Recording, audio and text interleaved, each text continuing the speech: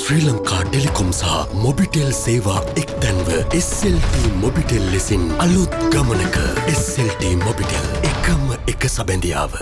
Corona වෛරසය 99.9% දක්වා විනාශ කිරීමට උපකාරී වන සර්ෆ් එක්සෙල් හයිජීන් බූස්ටර්ස්.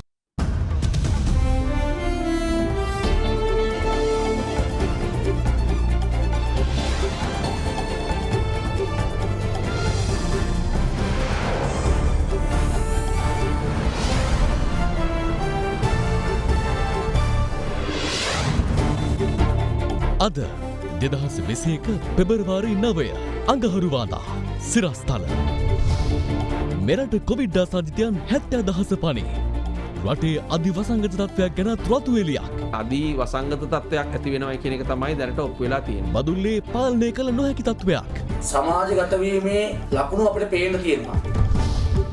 අත්‍යවශ්‍ය භාණ්ඩ කිහිපයක මිල පාලනයට නිකුත් කළ ගැසට් නිවේදන 4ක් අහෝසි කෙරේ. ගැසට් වලින් පළක් නොවූ බව ඇමති බන්දුල කියයි. ඒ ගැසට් නිවේදනයට අනුව භාණ්ඩ කොහෙවත් විකුණුන්නේ නැහැ. ඒ පාලන මිල ගැසට් එක අහෝසි කළා. පොහොට්ටුවේ චෝදනාවලට විමල්ගෙන් පිළිතුරු. තවත් පක්ෂයක හිටියයි කියලා වෙනත් පක්ෂයක් ගැන කතා කරන්න බෑ කියලා එහෙම නීතියක් නෑ. අර්බුද නිර්මාණය කිරීමට මහින්ද පාවිච්චි නොකරන්නයි ඇල්ලේ හිමි කියයි. එතන මේ අනවශ්‍ය අර්බුදයක් මහින්ද රාජපක්ෂ මහත්තයත් පෙරමුණේ තියාගෙන ඇති කරන්න හදනවා. ගම්පහ වෘක්ෂය රකිමින් අධිවේගී මාර්ගය වෙනස් කරන්න. පරිසරවේදීන් රසකගෙන් ජනපතිර ඉල්ලී. ඇල්කොහොල් අඩංගු හෑන්ඩ් සැනිටයිසර් භාවිත කරන්න. ලෙඩ රෝග ඇති කරන විෂ බීජවලට එරෙහිව සටන් කරන්න. හඳුන්වා දීමේ මිල රුපියල් 350යි. Buy a 2-liter Coke and get a glass free. From Ada Derana, this is Ada Derana Prime Time with Vasanthi Nanayakara and Dilipa Hinayaka. Live from Studio 24 in Colombo.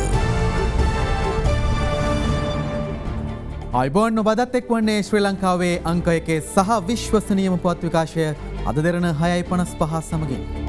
Badulla රිදී මාලියද්ද ගැමුණුපුර ඇඟලුම් ආයතනයෙන් තවත් ආසාදිතින් 202 දෙනෙකු හඳුනාගෙන තිබෙනවා. බදුල්ල දිස්ත්‍රික් සෞඛ්‍යංශ පෙන්වා දෙන්නේ පාලනය කළ නොහැකි ආකාරයෙන් දිස්ත්‍රික්කය තුළ කොවිඩ් වසංගතය පැතිර යාමේ දැඩි අවදානමක් මතුව ඇති බවයි. මේ දක්වා මෙරටින් හඳුනාගත් සමස්ත කොවිඩ් ආසාදිතයින් සංඛ්‍යාව 70,000 ඉක්මවා තිබෙනවා.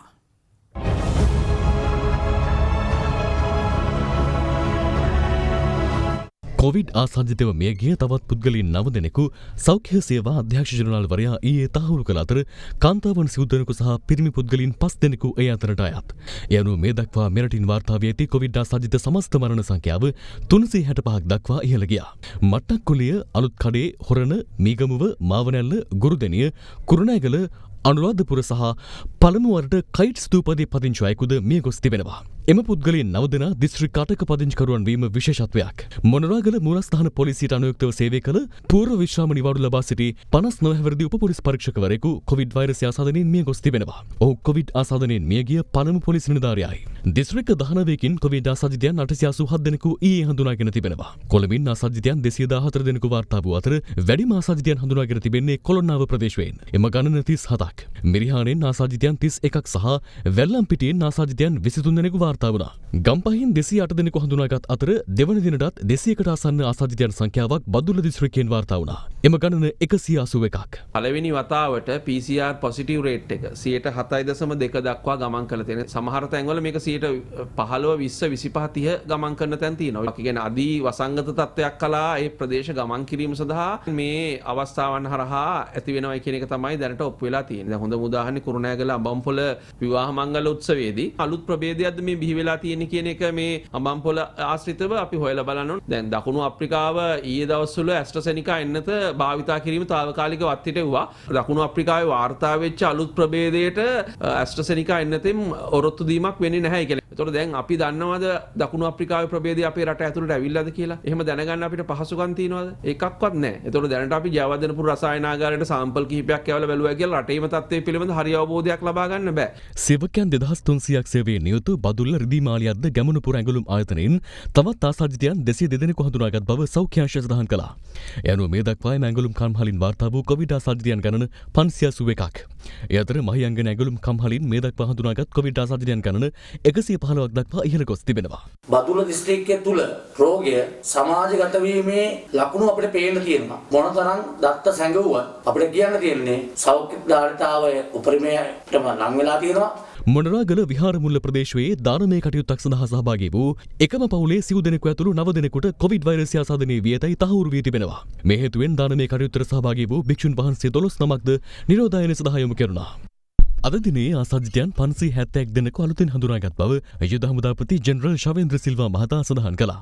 මෙරටින් වාර්තා වූ සමස්ත ආසාදිතයන් ගණන අද වන විට 70000 සීමාව ඉක්මවා ගොස් තිබෙනවා. වෛද්‍ය පර්යේෂණ ආයතනයේ විතරක් මේ වෙනකොට PCR පරීක්ෂණ 5000ක් හෝ 6000කට වැඩි ප්‍රමාණයක් උඩ ගැහිලා තියෙනවා. අනුරාධපුර රෝහලේ මේ වෙනකොට 1500ක වගේ ප්‍රමාණයක් තියෙනවා. බණ්ඩාරනායක ජාත්‍යන්තර ගුවන්තොටුපළේ 1000කට අධික ප්‍රමාණයක් තියෙනවා. අපි පරීක්ෂණය කරන්න ගත කරන වෙලාවට වඩා පරීක්ෂණය සඳහා නිදර්ශකය අපිට ලබා දීමටත් කරන ලද වාර්තාව මහජනතාව අතරට ලබා දීමටත් කාලය ගත වෙනවා. මේ රසායනාගාර වලට ප්‍රතික්‍රියක ඉල්ලගෙන පස්සෙන් යන්න වෙලා තියෙනවා. ආසාදිතයෝ බවට පත් වෙලා තියෙනවා සමහර වෛද්‍ය රසායනාගාර විද්‍යාඥ වෘත්තිකයෝ. කළමනාකරණය කියන කාරණාව අපිට අතට දෙනවා. අපි ලෑස්ති අභියෝගේ බාරගන්න. විවාහ මංගල උත්සව ආශ්‍රිතව නව කොවිඩ් පොකුරු ව්‍යාප්ත වීමේ අවදානම සලකා උත්සව ආශ්‍රිත නිරෝධායන නීති දැඩිව ක්‍රියාත්මක කරන බව පොලිසිය පවසනවා. අවසර දී ඇති ප්‍රමාණය ඉක්මවා කිසිම හේතුවක් මත ආරාධිතයින් ගෙන්වා ගන්නට එපා. පෙබරවාරි 14 හඳුන්වන්නේ වැලන්ටයින් දිනය. පොලිසියට වාර්තා වෙනවා මෙම දිනය සැමරීමට අන්තර්ජාලය හරහා විවිධ සාද පැවැත්වීමේ උත්සාහයක් දරන බවට එවැනි සීමාකාරයක සාද සංഭാෂණ සෞඛ්‍ය බලධාරීන්ගේ උපදෙස් නොමැතිව පවත්වනවා නම් ඒ සියලු අය අත්අඩංගුවට ගැනීමට ක්‍රියා කරනු ලබනවා. මේ අතර කොළඹ දිස්ත්‍රික්කයේ පාසල් විවෘත කිරීම සම්බන්ධයෙන් ප්‍රාදේශීය සම්බන්ධීකරණ කමිටු ඉදිරිපත් කරන නිර්දේශ අධ්‍යාපන මන්ත්‍රීවරයා අද පැහැදිලි කළා. කොළඹ දිස්ත්‍රික්කයේ තිබෙන සම්පූර්ණ පාසල් 492න් පාසල් 412 පෙබරවාරි 15 වෙනිදා විවෘත කිරීමට පුළුවන් කියා ප්‍රාදේශීය සම්බන්ධීකරණ කමිටු නිර්දේශ කළා තිබෙනවා. කොළඹ දිස්ත්‍රික්කයේ පිහිටා ඇති අනෙක් පාසල් 80 මාර්තු 15 වෙනිදා අලුත් වාරයේ ආරම්භ වන විට පටන් ගැනීමට අදහස් කරනවා. ඒතර මාර්තු 11 වෙනිදා සාමාන්‍ය පෙළ විභාගය අවසන් වුණාම මාර්තු 15 වෙනිදා මුළු දිවයිනේම සියලුම ශ්‍රේණි සඳහා පාසල් විවෘත කිරීමට අපි අදහස් කරනවා.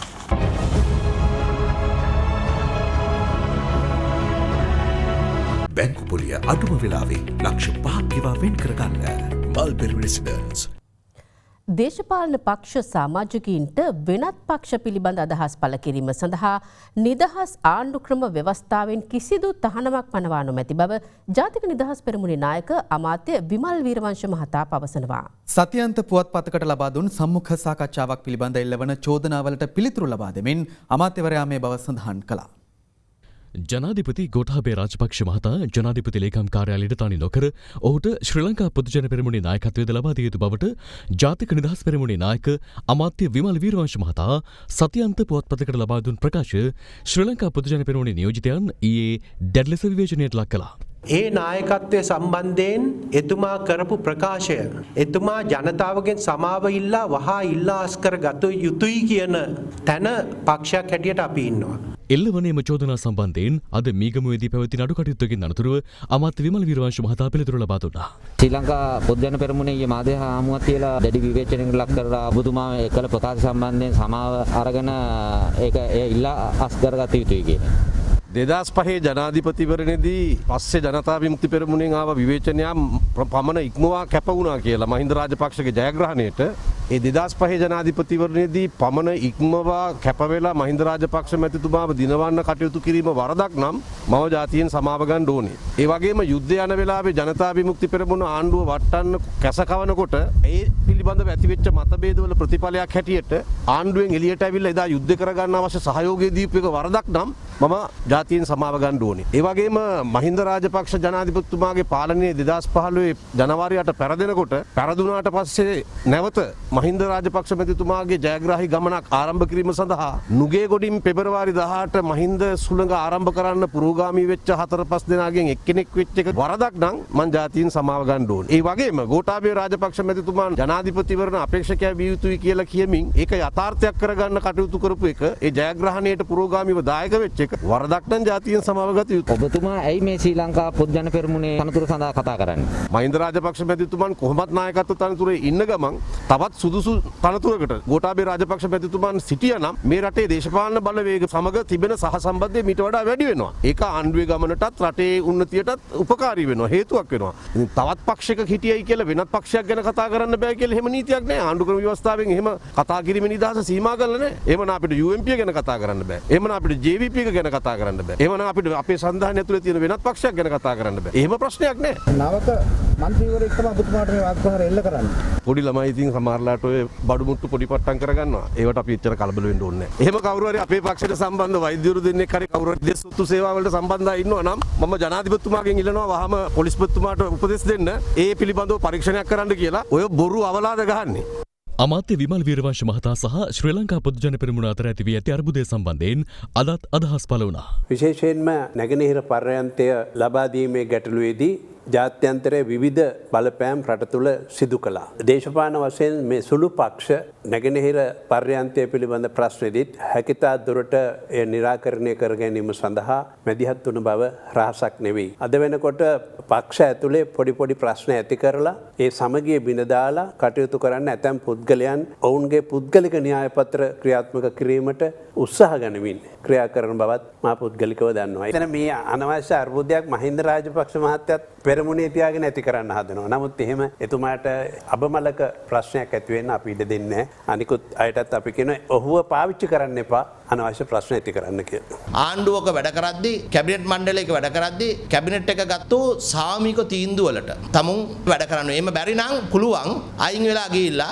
විපක්ෂයේ අලුත් පක්ෂයක් අදාගෙන අලුත් සන්දානයක් අදාගෙන විපක්ෂයට නායකත්වය දෙන්න. පොදු ජන පෙරමුණ ආණ්ඩුවක් තියෙන්නේ. ඒකට තමුන්නාන්සලා මුක්කු ගාලා මේකේ ඉන්නේ. ඔව්ව පුළුවන් නම් ආණ්ඩුවෙන් ඉවත් කරන්න කියන එක තමයි අපිට ඉල්ලලා තියෙන්නේ. ප්‍රශ්නයක් ඇති වුණාම පක්ෂය තුල සන්දානය තුල කතා කරලා තමයි ඒවා විසඳාගත යුත්තේ. ඒවා පිළිබඳ මාධ්‍යයට කතා කිරීමෙන් කොහොමද විසඳුමක් ලබා ගන්නේ? සාගරකාරී වසම් කියන්නේ පක්ෂයේ මහලේකම්වරයා. ඒක පක්ෂ මහලේකම්වරයාගේ යුතුයකමක් තියෙනවා. ඒ පක්ෂයට යම්කිසි කෙනෙක් විවේචනය කරනකොට ප්‍රතිවිතරයක් ලබා දෙන්න. ඉතින් සාගරකාරී වසම් මහත්තයාගේ වගකීම යුතුයකම පක්ෂයේ මහලේකම්වරයා හැටියට ඊට වරා කියන එක තමයි අපිට පේන්නේ. අර අපිට මතකයි කුඩා කාලේ අපි සෙල්ලමට දෙකට බෙදලා රණ්ඩු වෙනවා. දැන් ඒ සෙල්ලමට දෙකට බෙදලා රණ්ඩු වෙනවා වගේ තමයි මේ ආණ්ඩුවේ කට්ටියත් කරන්නේ. දැන් අලුත්ම දෙකට බෙදලා රණ්ඩු ඉල්ල තමයි මේ පොට්ටුවේ වැඩට අත දාන්න විමල්ට කිසිම අයිතියක් නැහැ කියලා මේ අලුත් රණ්ඩුවක් පටන් ගන්න තියෙනවා. මේ වෙන මොනාටවත් නෙමෙයි රටේ ඇත්ත ප්‍රශ්න යට ගහන්න.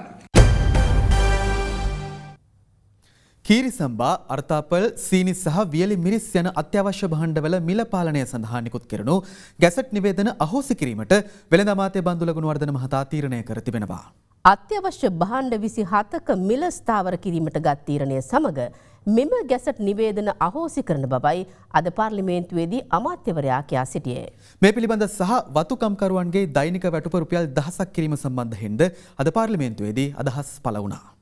කලින් තිබුණ ගැසට් නිවේදන ඊයේ දිනේදී කැබිනට් මණ්ඩල තීරණ අනුව සම්පූර්ණයෙන් වෙනස් කරලා තියෙනවා. ඒ ගැසට් නිවේදන තුලින් මේ දරපු උත්සාහය අසාර්ථක වීම නිසා තමයි මේ අලුත් උත්සාහයක් හදලා තියෙන්නේ ඉදිරි මේ කිවිසුන් යටතේ. ගරු කතානායකතුමනි පාර්ලිමේන්තුවට වඩා වැඩි. පාර්ලිමේන්තු මිල ගැසට් එක ගන්න සීනි පාර්ලිමේන්තු මිල 88යි. දැන් ඔබතුමා දෙන්නේ 99ට. වාඩි වෙන්න කිව්වද මම? හැම භාණ්ඩයක්ම මේ වගේ පාර්ලිමේන්තුවට වඩා වැඩි. අතිගරු ජනාධිපතිතුමා විසින් මේ ලෝක වෙළඳපොලේ සීනි මිල ඉහළ යන අවස්ථාවේදී ලංකාවේ දක්වත් නැති ලෙස භාණ්ඩ වර්ග 4ක බදු අයින් කළා. අයින් කළා කියන්නේ 725 නාමික බද්දක් විතරක් පැනෙවුවා. සුදු සීනි, ටින් මාළු, ලොකු ලුණු, පරිප්පු කියන භාණ්ඩ වර්ග 4 සඳහා අත්‍යවශ්‍යයි. ඒ පනවල ගැසට් නිවේදනයක් නිකුත් කළාට ඒ ගැසට් නිවේදනයට අනුව භාණ්ඩ කොහෙවත් විකුණුන්නේ නැහැ. සතොස හැර භාණ්ඩේ පාලන මිල 88යි විකුණා දෙන්නේ එහෙම පාලන මිලක් නැහැ. ඒ පාලන මිල ගැසට් එක අහෝසි කළා. මේ ඕනේ ගොනෙකුට යුද්ධ කරනවා වගේ නෙමෙයි. මේක මේ මිනිස්සුන්ගේ බඩු මිල පිළිබඳ යුද්ධයක්. නීතිඥයෙක් විදියට නැගිටලා වැදගත් මහත්යෙක් විදියට කතා කරන්න පුරුදු වෙන්න ඕනේ. රටේ මිනිස්සුන්ට සාහනයක් හම්බ වෙනකොට ඒ ගැසට් නිවේදනේ මං කිව්වා ඒ අහෝසි කළා කියලා. තවත් නැගිටිනවා. ලැජ්ජ නැතු. නේද? නීතිඥයන්නේ මොකෙක් හරි මම ඇහුවේ පාලන මිල 88යි මෙතුමා දෙන්නේ 99ට. හරි. ඔබතුමාගේ ප්‍රශ්නේ සුද්ධ සිංහලෙන් මම වැදගත් මහත්තයෙක්ට කියන විදියට කිව්වා. ඒ ගැසට් නිවේදනය අවෝසි කරලා තියෙනවා කියලා. 89 අපිත් එක්ක පාර්ලිමේන්තුව ආපු මිනිස්සයා. මං හිතුවේ නෑ මෙහෙම බබෙක් වගේ වෙයි කියලා. මේ 10 පොරොන්දුව පිටුපස හැංගිච්ච රහසක් තිබෙනවා. එදා 750ක මූලික වැටුපට වසරක 365 දවසෙන් දින 300ක් අනිවාර්යෙන්ම වැඩ ලබා දීමට ඒ හැම වතු සමාගම සාමූහික ගිවිසුම හරහා එකඟතාවයකට අවිල්ලා තිබුණා. 2,25,000ක් වසරකට එක කම්කරුවෙකුට ලැබෙනවා. දැන් මේ 1000ක දීමනාව පරිපාලක සභාවත් එක්ක එකඟ වෙලා ලබා දෙන්නට කටයුතු කරන්නේ දින කීයකටද? මාසෙක දින ගණනින් දින 13කට පමණයි. අවුරුද්දම ගත්තොත් දින 156. එතකොට 156 1000න් වැඩි කරාම 1,56,000යි. හැබැයි මීට පෙර තිබුණු තත්ත්වය මොකද්ද? 2,25,000යි. මේ කරන්නට යන දෙයින් වතුකම් කරුවට ලැබුණු වාර්ෂික ආදායමෙන් 69,000ක් අඩු වෙනවා. රජයේ ප්‍රතිපත්තිය ක්‍රියාත්මක කිරීමට අපිට තියෙන එකම විකල්පය පරිපාලක මණ්ඩලයට ගිහිල්ලා මේ පඩිය නියම කරන එක. ඉතින් තමුන්නාසේක විවේචනය කරනවා විකල්පයට ගියාට ඔබතුමා කියන්නකෝ වෙන තියෙන අනිත් විකල්පය මොකද්ද කියලා යන්න තියෙන. දින 13යි වැඩ දෙන්න පුළුවන්. නෑ නෑ. මෙවැනි කොන්දේසි. දැන් එවැනි කොන්දේසි දාන්න එතුමලට අයිතියක් නෑ. අපි මුලින්ම රජයේ ආයතන එක ගෙවලා අපි පෙන්නනවා. ගෙවන්න බැරි වතු සභාගම් වලට රජය ප්‍රසිද්ධ ප්‍රකාශයක් කළා තියෙනවා. කරුණා කළා වතු ආපසු අපිට දෙන්න. අද ඔය කිව්වට ඒ වතු සමාගම් දෙනවා කියලා. ඔය කියන රජයට සතු වතු සමාගම් EPF එකක් ගෙවලා නෑ අවුරුදු ගාණක් තිස්සේ. ඒ වතු වල ගස් ටික කපාගෙන තමයි EPF සමහර ඒවා තැම්පත් කරන්නේ. මේ පාර්ලිමේන්තුවට පනතක් ගෙන්නේ. වතු කම්කරුවන්ගේ අවම වැටුප රුපියල් 1000යි කියලා. එච්චරයි තියෙන්නේ. නෑ ඔබතුමාගේ වෙලාව කතන්න. නෑ ඔබතුමා උදේ කණ්ඩායම් නායක රැස්වීමෙත් බැනුම් අහලා ඉන්නේ. දැන් මේ ඕන්න නැති ඒවට දැන්න බෑ. ඇමතිවරයා ගැසට් එක ගැහුවට පස්සේ හාම්පුතුන් උසාවි ගියොත් මොකද කරන්නේ? නඩු දැම්මොත් මේ ක්‍රියාවලිය තව දිග්ගැස්සෙන. ඊට පස්සේ ආණ්ඩුව කියයි අපි ගැසට් එක ගැහුවා. දැන් හාම්පුතුන් උසාවි ගිහිල්ලා තියෙනවා. ඒ නිසා දෙන්න විදියක් නෑ. ඔය තුරුම්පුනේ මේ ගහන්න හදන්නේ. අවම වේතනයට එය උසාවි ගියොත් උසාවිය ඒ පිළිබඳව පෙත්සම විභාග කරන්නෙත් නැතුව විසි කරයි කියලා තමුන්නාන්සේට මතක් කරනවා. මේකත් වෙන්නේ හරියට නංගි පෙන්ලා අක්කා දුන්නා වගේ තමයි. ඒ නිසා ඒ වැඩේ බෑ මෙතන.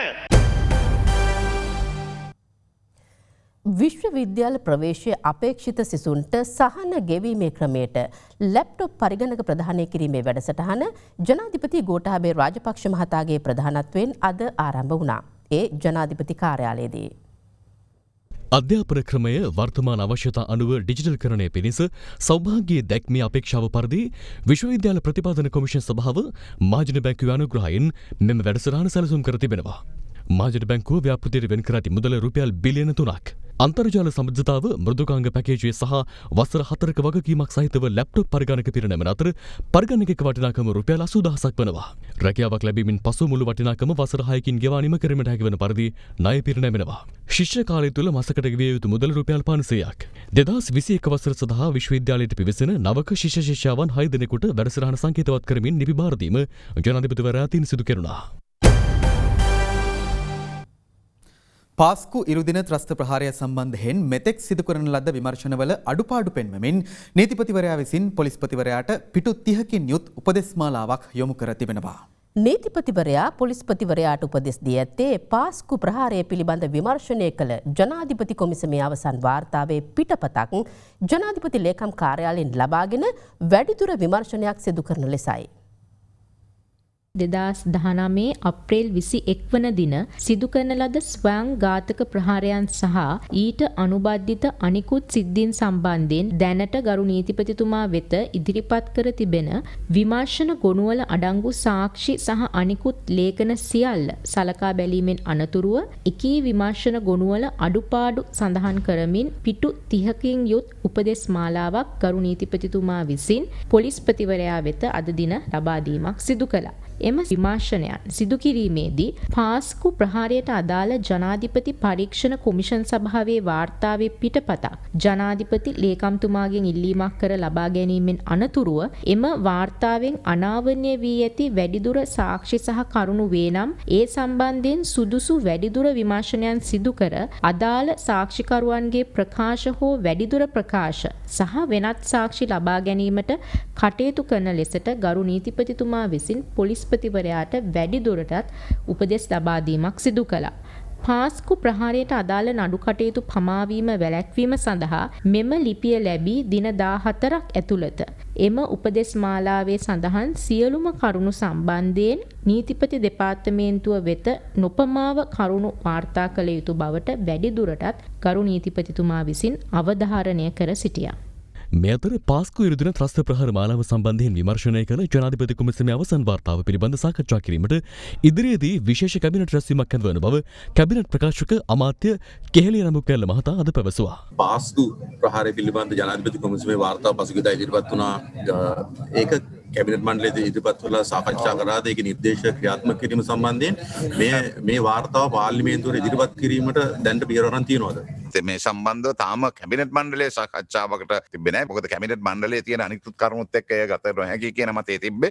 ඒකට විශේෂ දිනයක් අද හෙටම නම් කරන්න බලාපොරොත්තු වෙනවා. ඔව් අමාත්‍යතුමනි මේ කමිෂන් එකේ යන වෙලාවේ කතා වුණා මේ ප්‍රහාරයට සම්බන්ධ සාරා කියලා. මේ කාන්තාව දිවෙනට ගෙන්වා ගැනීම සම්බන්ධයෙන් මේ වෙනකොට අවධානය යොමු වෙලා තියෙනවද රජයේ කරන්නේ මේ? සාමාන්‍යයෙන් වට එකින් එකට කරුණු කියන්න අපහසුයි. මේ සම්බන්ධව අරගෙන තියෙන වාර්තාව ඉදිරිපත් කරාට පසුව සුබ තීන්දුව ගැනීමට පසුබට වෙන්නේ නැහැ.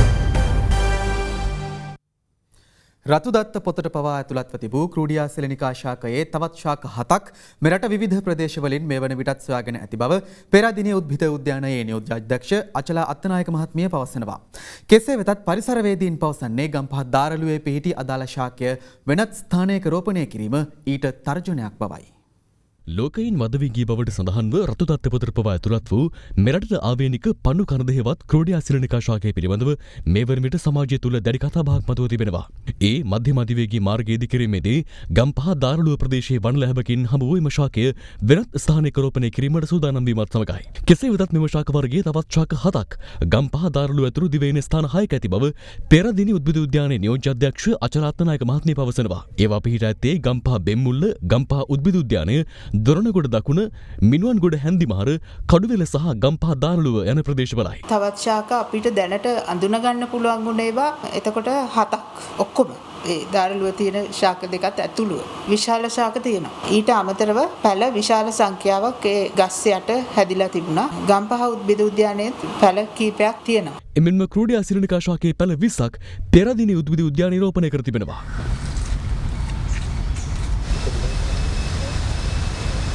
මේ අතර අද දෙරණ බිග් ෆෝකස් වැඩසටහනේදී අවධානය යොමුනේ මේ පිළිබඳවයි. ශාකය කියන එක මේක අපේ රටේ එක ශාකයයි තියෙනකම නෑ. දැන් මේ පැල ගොඩක් තියෙනවා. හැමතැනම ගෙනිලා හිටෝලා තියෙනවා. ඒ හින්දා වැළලෙන්න හදන්න එපා මේ පොඩි පැල ගොඩක් තව හිටෝලා තියෙන්නේ කියලා. දැන් මේක එහෙම සරල ලඝු කරන්න පුළුවන් කාරණයක්. මම හිතන්නේ එහෙම ලඝු කළ නොහැකි. මොකද හේතුව මේ ගහත් එක්ක තියෙන වෙනම පරිසර පද්ධතියක් නිර්මාණය වෙලා ඊළඟට ওই පොඩි පැල මේ තත්වයට එන්න කොච්චර කල්යයිද කියන ගැටලුකාරී තත්වයක් තියෙනවා. ඒවට එන්න පුළුවන් වේද? ඒවට වෙන පරිබෝධකයෙක්ගේ හානි සිද්ධ වෙයිද? ඒ වගේම මේ ගහටත් ඒ තර්ජනය එක්තරා දුරකට තියෙනවා. හැබැයි යා මේ වන විට විශාල ජීවියෙක් බවට පරිවර්තනය වෙලා තියෙනවා. ඉතින් මෙවැනි ගහක් වෙනත් තැනකට ගෙනියනවා නම් ඒ ගහේ මූල සංයුතිය වෙනම පරීක්ෂා කරන්න ඕනේ. දැන් ඒකට අලුත් තාක්ෂණික මෙවලම් තියෙනවා. ඒ මුල් කොහෙටද ගිහින් දෙන්නේ? ඊළඟට පසේ තත්වය, වර්ෂාපතනය, ආර්ද්‍රතාවය, අභ්‍යන්තර ජල වහන රටාවන් මේ සියල්ල බලන්න ඕනේ. දැන් මේ ගහ විතරක් නෙමෙයි. එතන අපි පූර්ව නිරීක්ෂණයේදී දැක්කා කුඩා ගස් දෙකක් ඒ යවට තියෙනවා. දැන් හැබැයි අපිට දැන් පෙනී යන්නේ ඒ ගස් දෙක නැති බවයි. ඉතින් බොහෝ විට මම හිතන්නේ ඒ ගස් දෙකත් මිය ගිහිල්ලා හෝ කපා දැමීමකට ලක් වෙලා තියෙනවා. අතිගරු ජනාධිපතිතුමාගෙන් ඉල්ලා සිටිනවා මේක ඔබතුමාට එක දුරකථන ඇමතුමකින් කරන්න පුළුවන්. ඒ හින්දා ගහ නිශ්චලව තබන්න හයිවේ එක පොඩ්ඩක් චලනය කරලා හැබැයි ඒ වගේම ගමේ කාටවත් හානියක් වෙන්නේ නැහැ. එහා පැත්තට ඉඩ තියෙනවා. ඒ හින්දා පොඩ්ඩක් එහා මෙහා කරගත්තොත් මම විශ්වාස කරනවා ගහ බේරන්න පුළුවන්. මේ ප්‍රාණඝාතයට ඔබතුමා ඇතුළු අපි කිසි කෙනෙක් හවුල් නොවි මේ ගහ බේර ගන්න කටයුතු කරමු. පරිසර අමාත්‍යාංශ ලේකම්වරයාද අද ගම්පහ දාරළුවට පැමිණ ක්‍රෝඩියා සිලනිකා ශාකය පරීක්ෂා කළා. මේ තොරතුරු සියල්ල නිරීක්ෂණය කළා. නිරීක්ෂණය ගන්නව හොඳම පියවර අපි ගන්නවා. විද්‍යානුකූලවත් බලනවා, තාක්ෂණික විසඳුම් බලනවා, පරිපාලන කළමනාකරණ බලනවා, විශේෂයෙන් පාරිසරික බලනවා. එතකොට මේක ගහ මෙතන සම්පූර්ණයෙන් ඉවත් කිරීමක් කරනවද? ඒකනේ මම කිව්වේ තාම තීරණය කළේ නැහැ කියලා. අපේ නිගමනය අපි දුන්නාට පස්සේ මේක රජය තීරණය කරා. මේ අතර අද පාර්ලිමේන්තුවේදීද මෙම ශාකය සම්බන්ධයෙන් අවධානය යොමු වුණා. දේවානි මහත්මිය ශාකයක් වෙනුවෙන් හුදකලා සටනක් ගෙනියනවා කියලා. ඉතින් ඒ නිසා මේ ශාකය බේරගන්න රාජ්‍ය නිලධාරීවරියක් තනියම හුදකලා සටනක් කරන්න අවශ්‍ය නැහැ. අපි රටක් හැටියට එහෙනම් මේ සම්බන්ධව අපි අවධානය යොමු කරන්න ඕනි. මේ ශාකය ආරක්ෂා කර ගැනීම සඳහා අමාත්‍යාංශ පැත්තෙන් මැදිහත් වීමක් කරන්න බැරි ඇයි කියලා. නිලධාරිනිය දන්නේ නැතුව කටයුතු කරනවා, හුදකලා සටනක් ගෙනියනවා කියලා පෙන්වන්න උත්සාහ ගන්නවා. ඒ නිසා පෞද්ගලිකව ප්‍රතිරූප ගොඩනගා ගැනීම සඳහා උම්මත්තක විදියට කටයුතු කරන අය ඉන්නවා නැතුව නෙවෙයි. නමුත් මේ පිළිබඳව විශේෂ අවධානය යොමු කරමින් කටයුතු කරන්න අපි සූදානම්යි. ඉතාමත්ම විශිෂ්ට උත්තුංග ක්‍රියාවක් ඉෂ්ට කර පරිසර ශේෂ්ත්‍රයේ නිලධාරීවරයෙකුට අපහාසාත්මකව මේ සභාවේදී කතා වුණා. දුර්ලභ ගණේ ශාක වර්ගයක් වන ක්‍රුඩියා zelenica මේක රතු ලයිස්ට්වෙත් තිබෙනවා. මේ දේවානී මැතිනිය තමයි තනි බලය උපයෝගී කරගෙන මේ ශාකය සුරක්ෂා කරන්නට තීන්දුව කළේ. මේ ප්‍රශ්නය මතු කරපු දේවානී මැතිනියට අපහාස කරමින් මේ සභාගර්භයේ මහජන මන්ත්‍රීවරු කතා කළා. එතුමියගේ රාජකාරී ඉෂ්ට කළා. පොළොන්නරු දිස්ත්‍රික්කයේ වනජීවී කලාපවල කලක් තිස්සේ වගාවේ නිරත වූ ගොවීන්ට එම කටයුතු කරගෙන යාමට ඉඩ සලසා දෙන ලෙස ජනාධිපතිවරයා මීට සති 3කට පෙර ලබා දුන් නියෝගයක් අත්හිටුවීමට රාජ්‍ය නිලධාරීන් අද කටයුතු කර තිබෙනවා. මෙලෙස අත්හිටුවනු ලැබුවේ ජලගැලුම් වනෝද්‍යානයේ වෙහෙරගොඩයාය ප්‍රදේශයට අදාළ වගා කටයුතුයි.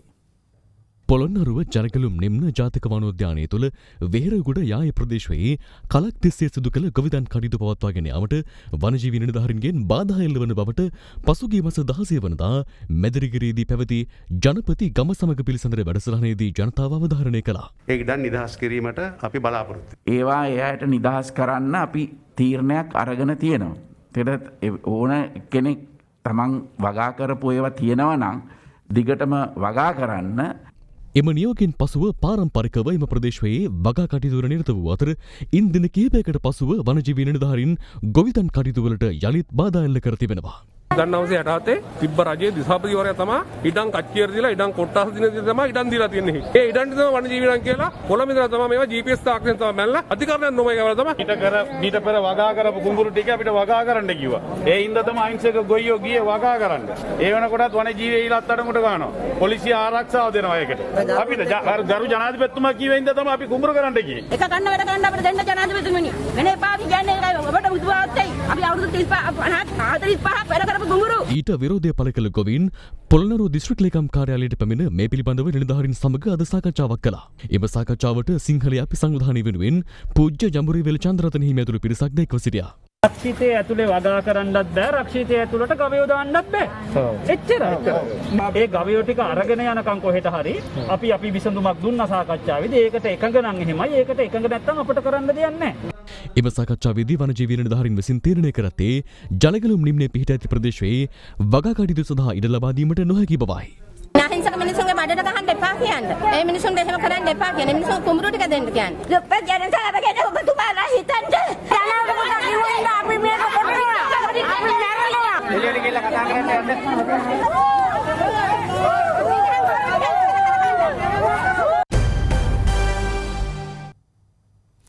අදානි ඇතුළු පෞද්ගලික සමාගම් කිහිපයකට වාසි වන අයුරින් ගොවි පනත් ගෙන ආ ඉන්දියානු රජයට එරෙහිව මේ දිනවල අඛණ්ඩව ක්‍රියාත්මක වන ගොවි විරෝධතාවයට සහාය දැක්වීම සඳහා ශ්‍රී ලාංකිකයෙක්ද එක්ව සිටිනවා.